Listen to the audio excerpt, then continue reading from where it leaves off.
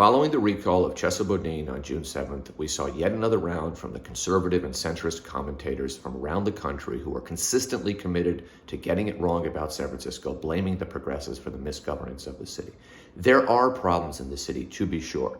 Housing that is not affordable and homelessness are the most visible, and they are very real problems.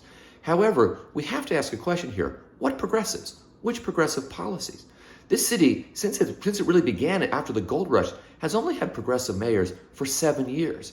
Even at the national level, this city has only had a member of Congress who was on the left of the Democratic Party as recently as 1983 or 1987, but not since then. This city has been governed by business interests, which are now more powerful than ever because of the tech money, essentially since it began. And we see that in the policies.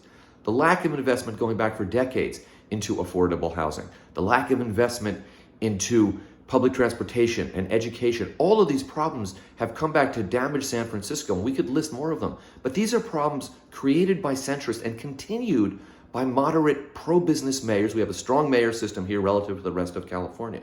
So although it is nice and comfortable and knee-jerk to blame the far left, because this is a city that is very tolerant, where you can get all kinds of vegan options when you go to most restaurants, and where you do see LGBT people everywhere and pride flags everywhere, but that is very different than meaningful, economic, progressive, redistributive policies.